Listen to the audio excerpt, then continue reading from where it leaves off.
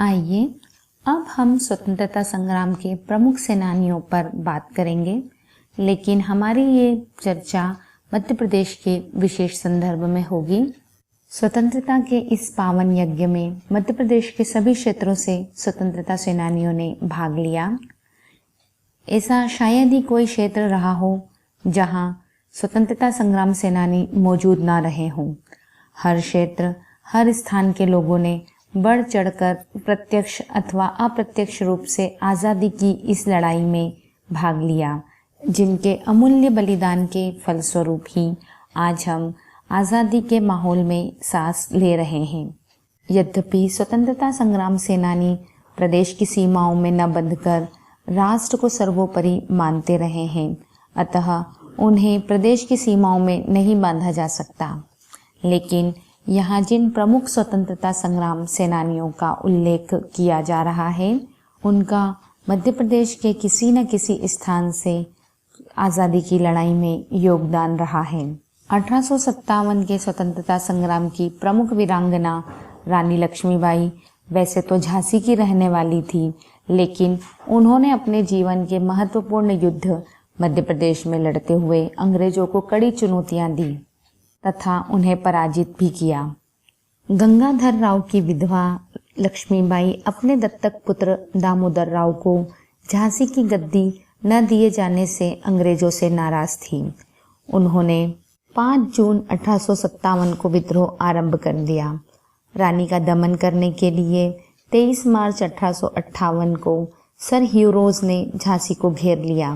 रानी ने 8 दिनों तक युद्ध किया। कुछ देशद्रोहियों के कारण शत्रु सेना किले के अंदर घुस आई।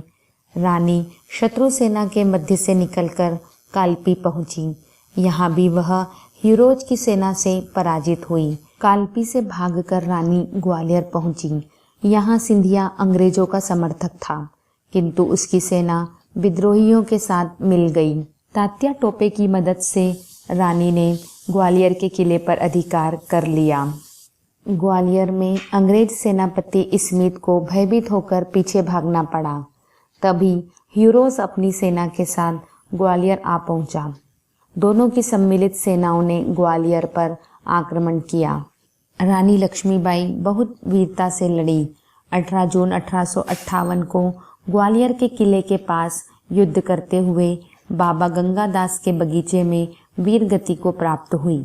रानी का शरीर अंग्रेजों के हाथ में न लगे, इसलिए गंगादास की कुटिया के पास रखी घास की गंजियों में उनका अंतिम संस्कार कर दिया गया। रानी का पीछा करते हुए अंग्रेजों की सेना ने आश्रम को तहस नहस कर दिया। बाबा गंगादास के सहयोगी करीब 200-300 साधु सन्यासी इस संघर्ष में अंग्रेजों से लोहा लेते हुए शहीद हो गए। रानी लक्ष्मीबाई का समाधि स्थल ग्वालियर में है। अंग्रेज जनरल ह्यूरोज ने रानी लक्ष्मीबाई की वीरता का लोहा मानते हुए उन्हें सर्वाधिक पौरुष वाली कहकर उनकी वीरता को सम्मान दिया। इस तरह ग्वालियर पर अंग्रेजों का अधिकार हो गया। इसी तरह प्रथम स्वतंत्रता संग्राम के उल्लेखनीय वीर सेनानी तात्या टोपे ने रानी लक्ष्मीबाई को ग्वालियर पर अधिकार करने में मदद की। नाना साहब की ओर से लड़ने की मुख्य जिम्मेदारी तात्या टोपे की थी। तात्या टोपे का असली नाम रामचंद्र पांडुरंग था। रानी लक्ष्मीबाई की मृत्यु के बाद भी तात्या टोपे मध्य प्रदेश व अन्य स्थानों पर गुरिल्ला पद्धति से 2 वर्ष तक अंग्रेजों से लड़ते रहे। लेकिन तात्या टोपे को सिंधिया के सामंत मान सिंह ने अप्रैल 1859 ईस्वी में धोखे से अंग्रेजों को सौंप दिया और उन्हें ग्वालियर में फांसी दे दी गई। इसी तारतम्य में मध्य प्रदेश के मंडला जिले के रामगढ़ की रानी अवंतीबाई ने भी अपनी मातृभूमि के प्रति जिस प्रेम और शौर्य का प्रदर्शन किया, उसके कारण उनका स्थान हमारे देश की महान वीरांगनाओं में है। रामगढ़ मंडला जिले की पहाड़ियों में स्थित एक छोटा सा नगर है। सन 1850 में रामगढ़ के राजा लक्ष्मण सिंह की मृत्यु हो गई। उनकी मृत्यु के पश्चात उनके पुत्र विक्रमाजीत सिंह के मानसिक रूप से अस्वस्थ होने के कारण अंग्रेजों ने उसे शासन के अयोग्य समझते हुए शासन प्रबंध अपने हाथ में ले लिया तथा दरबार में अपना एक अधिकारी, जिसे रेजिडेंट कहा जाता था, नियुक्त कर दिया। राज परिवार के भरण पोषण के लिए वार्षिक वृत्ति तय कर दी गई। यह वह समय था जब अंग्रेजों की हड़प नीति अपनी चरम सीमा पर थी। रानी अवंतीबाई, जो कि विक्रमाजीत की पत्नी थी, उन्होंने इसका विरोध प्रकट किया और रामगढ़ के रानी ने इसका विरोध करते हुए रामगढ़ से अंग्रेजों द्वारा नियुक्त अधिकारी को निकाल भगाया और राज्य का शासन सूत्र अपने हाथ में ले लिया।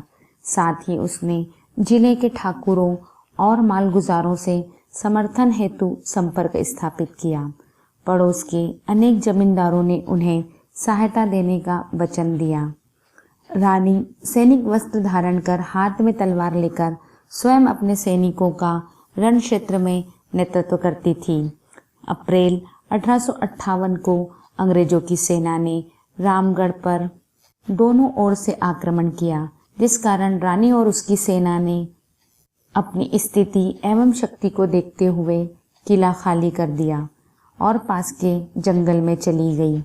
वहां से रानी अंग्रेजों पर निरंतर आक्रमण करती रही, परंतु एक आक्रमण घातक सिद्ध हुआ। जब रानी ने देखा कि वह चारों ओर से शत्रुओं से घिर गई है और उसका पकड़ा जाना निश्चित है, तब वीरांगनाओं की गौरवशाली परंपरा के अनुरूप उसने बंदी होने की अपेक्षा मृत्यु को श्रेष्ठतर समझा और क्षण मात्र में घोड़े से उतरकर अपने अंगरक्षक के हाथ से तलवार छीनकर अपनी छाती में घोंपकर हंसते हंसते मातृभूमि के लिए अपना बलिदान दे दिया। विद्रोह की इस श्रृंखला में अगला महत्वपूर्ण स्थान अमझेरा के राजा बख्तावर सिंह का है। अमझेरा धार जिले से लगभग 30 किलोमीटर दूरी पर स्थित है। यहाँ के राजा बख्तावर सिंह मालवा के पहले ऐसे शासक थे जिन्होंने कंपनी के शासन का अंत करने का बीड़ा उठाया था। अंग्रेजों की सेना को राजा ने कड़ी टक्कर दी। राजा की सेना ने कंपनी के कर्मचारियों को बंदी बना लिया तथा सारे रिकॉर्ड फाड़ दिए गए अथवा जला दिए गए। ब्रिटिश झंडा फाड़ दिया गया। अमझेरा का तत्कालीन पॉलिटिकल एजेंट भोपाल भाग निकला, किंतु अपने ही सहयोगियों के विश्वासघात के कारण बख्तावर सिंह को गिरफ्तार कर लिया गया तथा अंग्रेजों ने इन्हें इंदौर में फांसी पर चढ़ा दिया। आइए अब हम 1857 के विद्रोह के दौरान इंदौर राज्य की स्थिति पर नजर डालते हैं। 1857 के समय इंदौर होलकर रियासत के अधीन था। इस समय इंदौर का शासक तुकोजी राव होलकर था, जबकि अंग्रेज रेजिडेंट ड्यूरेंट था। ड्यूरेंट को विद्रोह होने का पूर्वानुमान था, अतः उसने अपनी स्थिति सुदृढ़ करने के लिए तुकोजी राव होलकर से सैनिक सहायता प्राप्त करने का प्रयास किया। महाराजा ने सहायता देने का वादा तो किया, लेकिन साथ ही स्पष्ट कर दिया कि उनकी सेना के पास अस्त्र शस्त्र कम है। इसी बीच इंदौर रेसिडेंसी का खजाना महू छावनी भेजा जाना था। इंदौर के सादत खां, वंशगोपाल, भागीरथ सिलावट, नवाब वारिस मोहम्मद खां आदि ने 1 जुलाई 1857 को इंदौर रेसिडेंसी पर आक्रमण कर दिया। महाराजा होलकर ने घोषित कर दिया कि उनकी सेना उनके नियंत्रण के बाहर है। इस आक्रमण में अनेक अंग्रेज महिलाएं, पुरुष तथा बच्चे मारे गए। साथ ही रेसिडेंसी से विद्रोहियों ने 9 लाख रुपए लूट लिए तथा होलकर की तोपें भी लूटकर साथ में ले गए। इस पूरे घटनाक्रम से स्पष्ट होता है कि महाराजा होलकर सतही तौर पर अंग्रेजों से प्रत्यक्ष विरोध नहीं करना चाहते थे, जबकि अप्रत्यक्ष रूप से उन्होंने विद्रोहियों को सहयोग दिया। इंदौर के क्रांतिकारी, जिनमें भागीरथ सिलावट तथा सादत खां प्रमुख थे, ने दिल्ली की ओर प्रस्थान किया। दिल्ली पहुंचकर उन्होंने विद्रोह की रूपरेखा तैयार की। दिल्ली से लौटते समय भागीरथ सिलावट एवं सादत खां को अंग्रेजों द्वारा पकड़ लिया गया तथा इन्हें सरेआम फांसी दे दी गई। इसी तरह 1857 की क्रांति में जबलपुर की विशिष्ट भूमिका रही। रानी दुर्गावती के वंशज एवं गोंड राजघराने के वृद्ध राजा शंकर शाह तथा उनके पुत्र रघुनाथ शाह का बलिदान भी अविस्मरणीय था।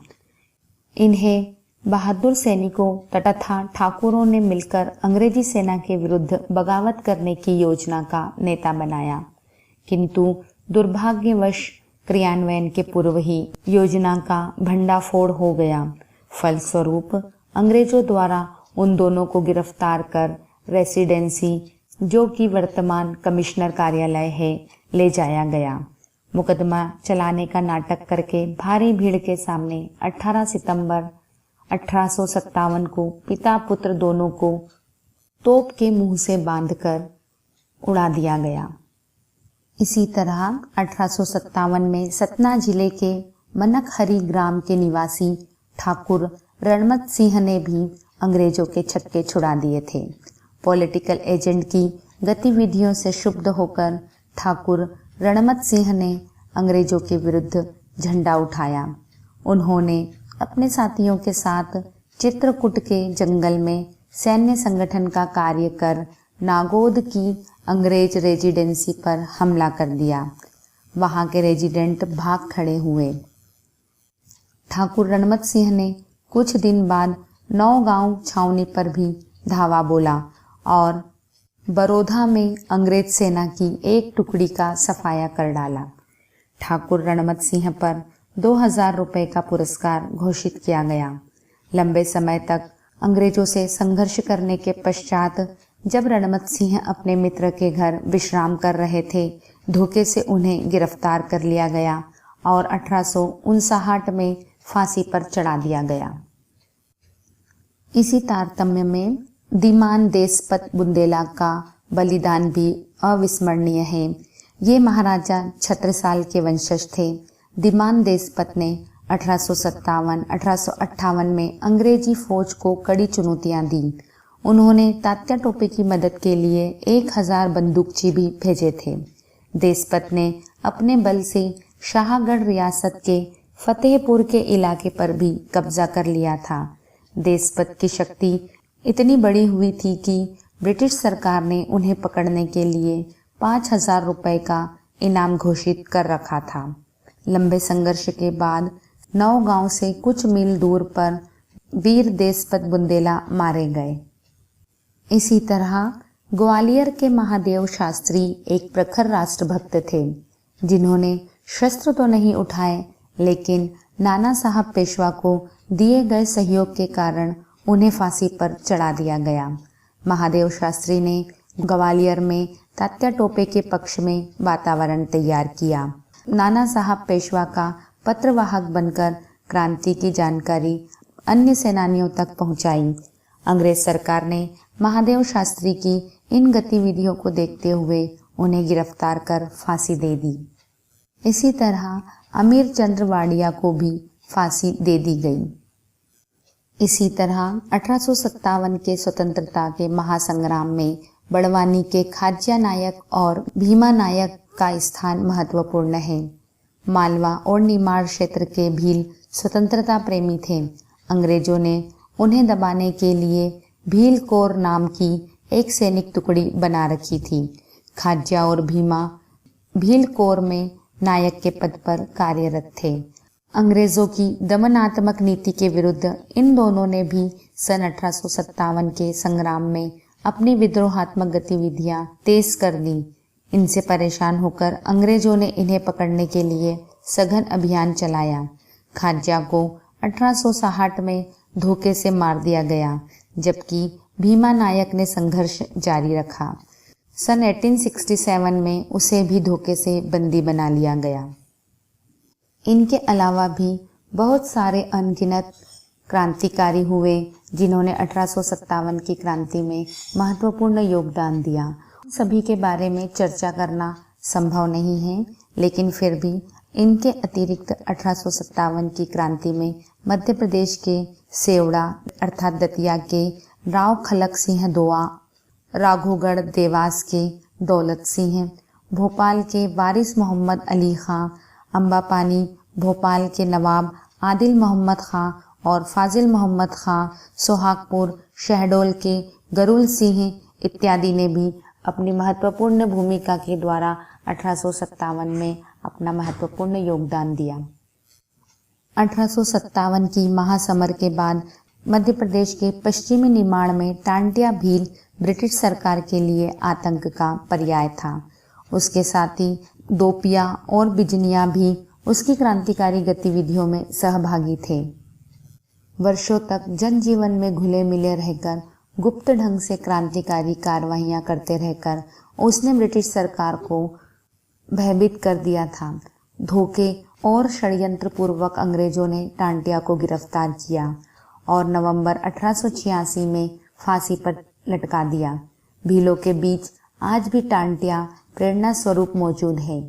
इस तरह स्पष्ट होता है कि 1857 के प्रथम स्वतंत्रता संग्राम में मध्य प्रदेश के अनेक वीर सेनानियों ने अपना सर्वस्व बलिदान किया।